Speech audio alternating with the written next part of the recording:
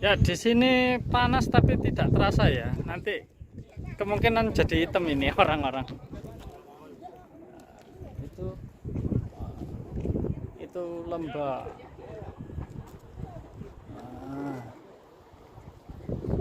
Orang-orang.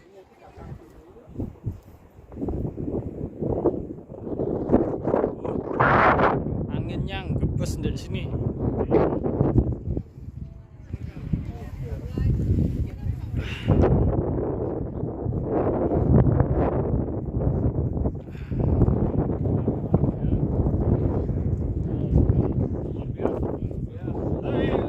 Kita berada di gunung apa ini mau? Prisipis. Prisipis. Ya kan? Dilalang. Ya, ini posisinya. Oh.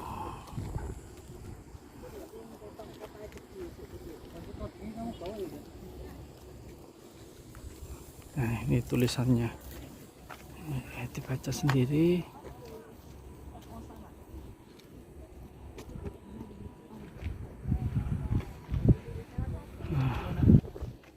Ini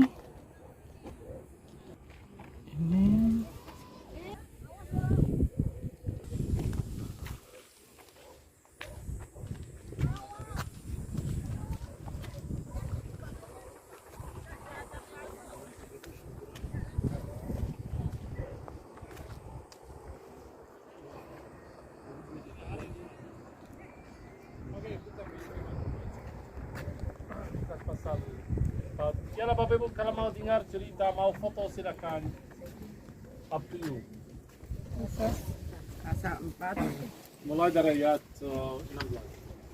Bapak Ibu, Lukas pasal 4 mulai dari ayat 1 dia dicoba iblis di kota Yeriko, kemudian dia kembali ke kotanya Nazaret. Jadi baca dari ayat 16 sampai 29. Lukas 4 ayat Mulai dari ayat 16. Sampai 29. Janganlah baca. Lukas 4 ayat 16. Ia datang ke Nazaret tempat dia dibesarkan dan menurut kebiasaannya pada hari Sabat dia masuk ke rumah ibadat lalu berdiri hendak membaca dari Alkitab. Kepadanya diberikan kitab Nabi Yesaya dan setelah dibukanya ia menemukan nas di mana ada tertulis, Roh Tuhan ada padaku oleh sebab ia telah mengurapi aku untuk menyampaikan kabar baik kepada orang-orang miskin dan ia telah mengutus aku untuk memberitakan pembebasan kepada orang-orang tawanan dan penglihatan bagi orang-orang buta, untuk membebaskan orang-orang yang tertindas, untuk memberitakan tahun rahmat Tuhan telah datang. Kemudian ia menutup kitab itu, memberikannya kembali kepada pejabat, lalu duduk dan mata semua orang dalam rumah ibadat itu tertuju padanya. Lalu ia memulai mengajar mereka, katanya, pada hari ini genaplah nas ini sewaktu kamu mendengarnya. Dan semua orang itu membenarkan dia dan mereka heran akan kata-kata yang indah yang diucapkannya. Lalu kata mereka, bukankah ia ini anak Yusuf? Maka berkatalah ia kepada mereka, tentu kamu akan mengatakan pepatah ini kepadaku, hai tabib, sembuhkanlah dirimu sendiri. Perbuatlah di sini juga di tempat asalmu ini segala yang kami dengar yang telah terjadi di Kapernaum.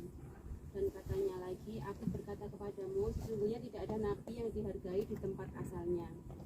Dan aku berkata kepadamu dan kataku ini benar, pada zaman Elia terdapat banyak perempuan janda di Israel ketika langit tertutup selama 3 tahun dan 6 bulan dan ketika bahaya kelaparan yang hebat menimpa seluruh negeri. Sampai ayat 29. Tetapi Elia diutus bukan kepada salah seorang dari mereka, melainkan kepada seorang perempuan janda di Sarfat di tanah Sidon. Dan pada zaman Nabi Elisa banyak orang kusta di Israel dan tidak ada seorang pun dari mereka yang ditahirkan selain daripada Naaman orang Syria itu. Mendengar itu sangat marahlah semua orang yang di rumah ibadat itu. Mereka bangun lalu menghalau Yesus keluar kota dan membawa dia ke tebing gunung tempat kota itu terletak untuk melemparkan dia dari tebing itu, tetapi ia berjalan lewat dari tengah-tengah mereka lalu pergi. Oke, di mana ibu yang katakan ada mukjizat di Nazaret? Aku kan? No, jangan malu, jangan takut. Aku kan? Kita datang untuk belajar. Menghilang. So buat ibu benar, menghilang atau hilang di antara mereka itu bagaimana mereka tidak ikut. So tidak bisa hilang. Saya ingat ada pendeta dari Afrika, dia datang ke sini, dia bawa 2000 orang dan dia katakan begitu depan TV. Yesus seperti muter-muter seperti spirit ya, dan dia itu pasti mukjizat. Dia membuktikan ini ada mukjizat. Saya mau katakan sesuatu yang sangat simpel. Kalau kita belajar tentang firman Tuhan dan Jewish tradition, kita bisa mengerti itu mukjizat tidak. Bapak Ibu, ingat ayat 16 sangat penting. Menurut adat orang Yahudi, dia masuk rumah ibadat pada hari Syabat. Benar? Itu Syabat. So waktu sesuatu itu terjadi, waktu dia hilang di antara mata mereka, itu hari Syabat. Hari Syabat buat Yahudi, Bapak Ibu. Orang Yahudi, aku sudah diskus sama Buna banyak. Hari Syabat, kamu bisa jalan, tapi jalan kaki. Tahu, hari Syabat kamu tidak bisa lari. Karena lari itu seperti mainan, leisure. Jadi buat mereka, kamu jalan kaki. Kamu boleh makan, tapi tidak boleh masak.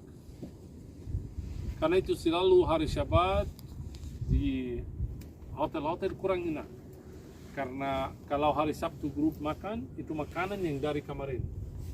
Orang yang tidak boleh masak, tidak boleh nonton, tidak boleh api, tidak boleh banyak yang mereka tidak boleh. Hari Syabat itu sangat ketat. Jadi mereka takut anak-anak yang jalan hari Syabat, karena kamu tidak bisa kontrol anak-anak yang kecil. Mereka takut mereka udah keluar luat hari Syabat. Jadi bagaimana Bapak Ibu? Setiap kota ada tembok dan ada berbatasan hari Syabat. Seperti tanda-tanda yang sana. Itu tanda hari Syabat zaman dulu.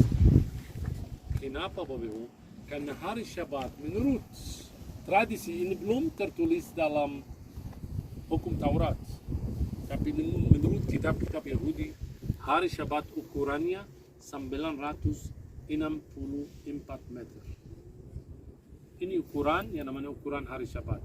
Jadi setiap kota Yahudi harus ada tanda-tanda. Jangan luat tanda ini. Kalau kamu keluar atau luat tanda ini 1 meter, kamu sudah keluar dari agama Yahudi. Ini kenapa mereka membuat Yesus di sini. Bukan tolak dia di Nazaret, tapi dari agama Yahudi. Mau melemparkan dia dari atas bukit, artinya apa? Lepas dari Nazaret. Dia sudah keluar luat hari Syabat. Dia sudah keluar dari agama Yahudi. Kamu orang munafik, kamu nabi palsu. Biasa mereka membuat itu, Bapak. By the way, waktu mereka mulai arkeolog, mereka ketemu di bawah banyak tenggorak di bawah. Bukan hanya Yesus yang dibawa ke sini. Jadi biasa gunung presipis itu tempat yang mereka membawa orang, melemparkan mereka dari atas gunung. Kemudian mereka tidak mati, mulai melemparkan batu-batu dia dari atas sampai mereka meninggal. Maksud saya begini Bapak Ibu. Ukuran tanda yang sana, you see, yang jelek sana. Yang coklat. Di puncak ini yang dekat, yang 10 meter jauhnya dari sini. Sampai tembok Nazaret, tahu berapa? 964 meter. Jadi mau lihat di mana tempat Yesus ditolak, itu di sana. Kenapa dia bisa hilang? Dia tidak hilang by the way. Dia hanya turun. Kenapa mereka tidak ikut? So mereka membawa Yesus ke titik ini untuk gerti. Kenapa ini bukan mukjizat?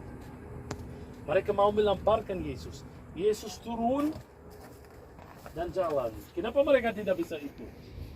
Karena itu berbatasan hari Syabat. Tapi Yesus adalah Tuhan atas hari Syabat. So, he broke the Shabbat. He broke the Shabbat karena dia adalah Tuhan pada hari Syabat. We broke the Shabbat? No. Syabat ada arti baru buat kita. Setiap menit kita tinggal bersama-sama Tuhan itu adalah hari Syabat. Jadi banyak yang kata, kenapa kamu hapus hari Syabat? Tidak. Mana lebih baik? Aku tidur di rumah atau aku ajarkan hari Syabat? Hari Syabat ada arti baru. Ini yang banyak orang Kristen kurang ngerti. Sampai saat ini Bapak Ibu, orang banyak masih ikut Syabat. Di Indonesia gereja besar ikut Syabat.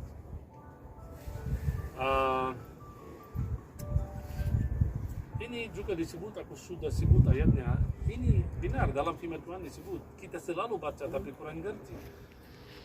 Waktu Yesus teringat di surga disebut ini ukuran hari Syabat. Lihat Kisah Rasul pasal 1 ayat 12. Setelah Yesus naik ke surga, maka kembalilah rasul-rasul itu ke Yerusalem dari bukit yang disebut Bukit Zaitun, yang hanya seperjalanan Syabat jauhnya dari Yerusalem. By the way, mereka sudah ketemu, nanti kita ke sana kapal kenaikan, tanda kaki Yesus jauhnya dari Golden Gate 961 meter. Luar biasa. So ini bagaimana kita tahu ini tempatnya, walaupun nama gunung ini belum disebut, tapi karena hari Syabat ini. So jadi ibu, Yesus tidak hilang, Yesus broke the Shabbat. So aku bisa break the Shabbat? Of course. Karena saya melayani Tuhan. Saya bawa satu profetik, saya tidak tahu backgroundnya apa. Biasa kalau pendeta atau agent kontak saya, kami ada grup profetik, oke. Saya tidak tanya kamu gereja apa. Saya ketemu mereka dari gereja yang sangat percaya kepada Syabat. Mereka tidak boleh makan babi. Hari Jumat sore mereka mau kembali ke hotel jam 4. Tapi acara, hapus acara, gak apa-apa, yang penting hari Syabat. Kami pakai lilin begini. Dari Indonesia, grup besar 45 orang. Jadi, mau apa? Hari Sabtu gimana? Sabtu ada acara di Jericho. No, kami mau beli kurma. Kami tidak boleh pakai uang pada hari Syabat. Jadi pusing, aku bagaimana? Harus ganti acara terus. Aku marah sampai pusing sama mereka. Kemudian ada apa? Ya Jumat sore mau pulang ke hotel, mulai Syabat, pakai putih, nyanyi bahasa Ibrani. Syabat tidak boleh kerja, tidak boleh belanja, tidak boleh apa-apa. Waktu itu ada restoran di Yerusalem namanya Mandarin. Saya katakan, tapi ada restoran juga Mandarin itu babi. No babi, ganti. Kami makan batu lebih bagus pada makan babi. Aku ganti juga restoran. Tapi Bapak Ibu, kerja saya double sebagai guide dan juga sebagai office, harus ganti semua. Sampai aku pusing sama mereka. Jadi hari Syabat mau gimana? Via Dolorosa aja. Kenapa? Karena Via Dolorosa tidak ada belanja. Jalan aja sampai gereja makam kudus. Oke, Via Dolorosa. Tunggu saya, biasa aku tidak ikut ke Bethlehem. Kali itu aku sampai masuk hotel waktu itu namanya Mount David. Saya ke Mount David sedang makan, terlambat makan, aku turun. Setuju kami jam 7.30 mau jalan. Aku turun terlambat, semua tunggu saya di lobi. Aku tunggu semua kumpul di lobi.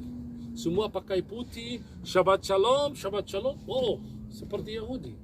Mereka udah siap mau jalan hari Syabat. Shabbat Shalom, mereka senang sekali. Karena kemarin udah berdua terus, nyanyi terus, so hari ini mereka udah siap mau jalan. Saya tanya, Bapak Ibu mau gimana? Mereka bilang, apa? Mau ada acara? Oh iya. Tapi kamu lupa, menurut firman Tuhan, kamu tidak boleh naik binatang pada hari Syabat. Binatang zaman dulu, hari ini adalah bis. So kamu harus jalan kaki. Ya pasti, setuju. Kami mau jalan kaki. Acara kami di mana? Di Yerusalem. Berapa jauhnya? 5 km. Mereka bicara sedikit, oke, setuju, kami mau jalan. Saya katakan, mau jalan ke Yerusalem? Ya, mau jalan kaki, karena Syabat. Tapi saya katakan, tapi tidak boleh, karena hari Syabat kamu bisa jalan sampai 1 km. Kalau lebih dari 1 km, itu sudah keluar kamu dari Syabat. Oh iya, so jadi bagaimana kami Mr. Ramzi? Ya, di sini dekat hotel tidak ada apa-apa kecuali ada toko souvenir. Oh, aku lupa, kamu tidak boleh belanja hari Syabat. Jadi menurut saya, tinggal di hotel aja doa, dan aku mau pulang rumah. Mereka bilang, oh tapi bagaimana kami datang dari tempat jauh. You see, sekarang kamu cari alasan. Mau mutar-mutar. Kamu tidak boleh ambil sesuatu dan sesuatu yang lain, tidak. Kalau mau ambil hari Syabat, harus hari Syabat yang lengkap.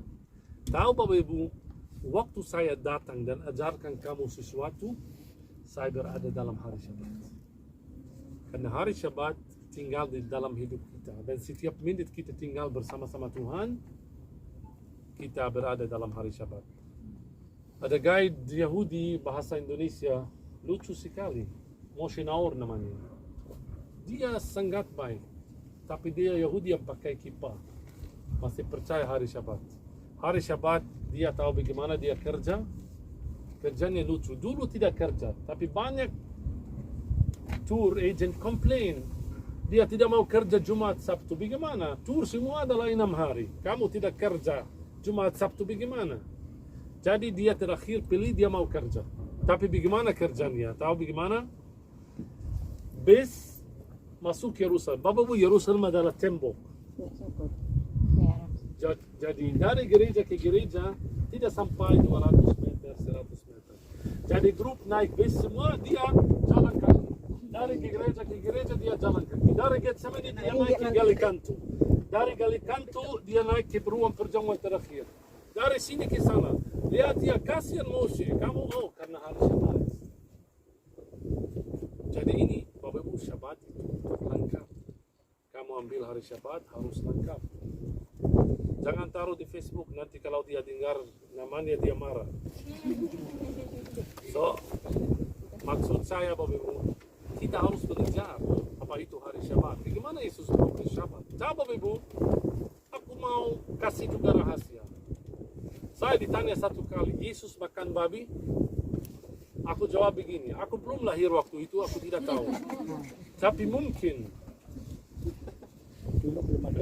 ada beberapa kali bagaimana Yesus makan babi. Aku tidak tahu. Karena menurut Yesus babi itu tidak najis. Tahu bagaimana?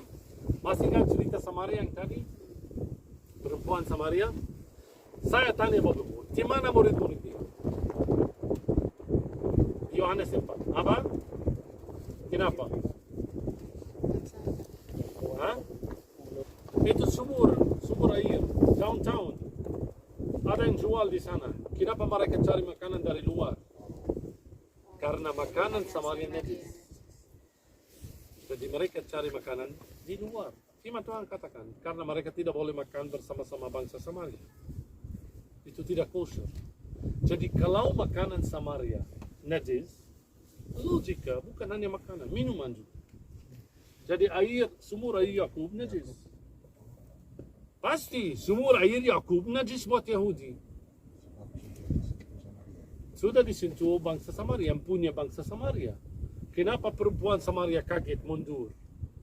Karena dia lihat seorang Yahudi. Dia minta minum dari air yang najis. Ya ampun. Yesus minta minum dari air yang najis. So, tidak ada alasan buat Yesus untuk tidak makan babi. Kalau dia minum dari air yang najis, artinya apa? Saya ini jangan salah paham. Saya tidak katakan Yesus makan babi. Tapi aku sendiri tidak tahu. Karena babi tidak najis. Jadi aku tidak tahu. Makanan apa mereka makan. Murid-muridnya cari dia, pasti bukan depan murid-muridnya, mereka masih kurang ngerti. Kenapa Tuhan Yesus kasih izin buat mereka untuk cari makanan dari luar? Karena mereka konservatif. Yesus tidak mungkin bawa murid-muridnya, hey makan babi sini. No, pelan-pelan mereka belajar. Mereka keluar cari makanan yang halal, tapi guru mereka minta air yang najis, makanan yang najis. Ini Yesus. Karena dia adalah Tuhan babi juga. Bagaimana Tuhan tidak bisa makan? Tuhan Yesus adalah Tuhan babi, Tuhan air, Tuhan semua. Benar? Dia adalah Tuhan atas hari Syabat. Kenapa dia bisa jalan di antara mereka? Karena dia adalah Tuhan. Ini dia membuktikan. By the way, Bapak Ibu, banyak yang katakan Yesus konservatif ikut Syabat. Tapi dia adalah Tuhan atas hari Syabat. Karena itu, dia bisa brok di Syabat. Dia membuktikan dia adalah Tuhan atas hari Syabat. Lembah Harmagedon itu Samaria, gunung-gunung Samaria di sana. Puncak gunung yang di sana itu Ebal.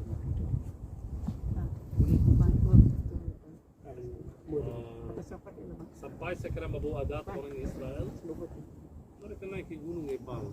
Cuma 3 ayat dalam firman Tuhan cukup untuk mengutuk orangnya. Di mana mereka mengutuk Kanaan. Waktu negara juga Israel didirikan, mereka naik ke Ebal, mengutuk bangsa-bangsa Arab. So Gunung Ebal itu gunung yang namanya Gunung Kutuk. Selama sejarah Israel ada 2 gunung sangat penting, Gunung Ebal dan Gunung Gerizim. Gerizim itu gunung berkat, nanti kita ke sana. Baca ayatnya di Ulangan pasal 11:29.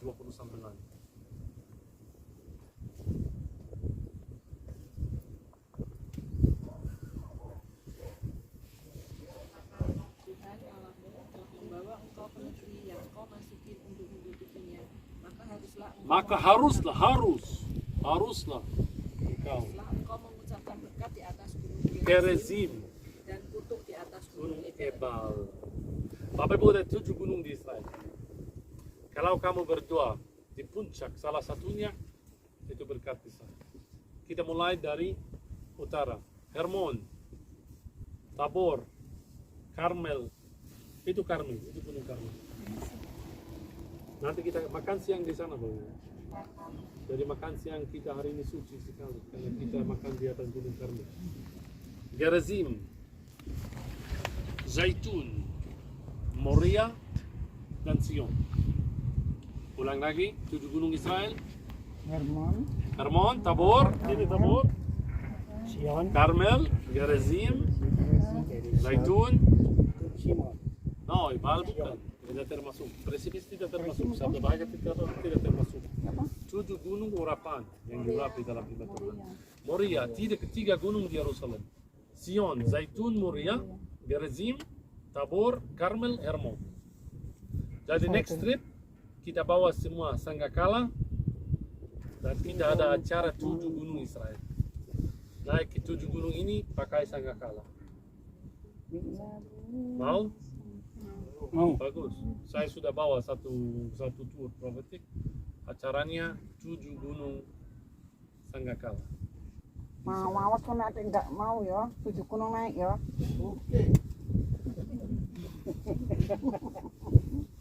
Mau lihat maksudnya. Gak mau naik. Lihat dari jauh. Oke, Bapak Ibu.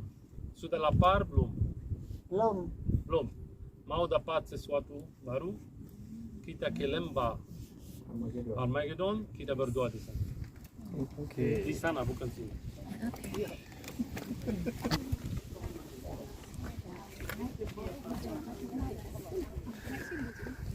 Ini adalah pohon saito, tidak boleh dipetik buahnya. Pohon saito. Pohon saito.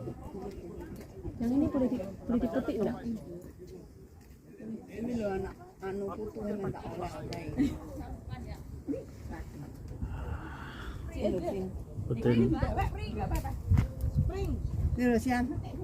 Ini loh Sian, ini loh wes. Ini loh. Ini loh. Jangan dari putri wis mlebu Cucu emen tak daune mbek ini.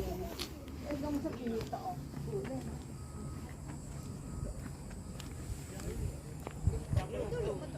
Jatuh Ayo foto. Ayo Pak Erik foto tolong. Jenny, aku. Udah foto kan? Oh Yohan gak foto no. Iya. Nanti ko Yohan. Oh Yohan.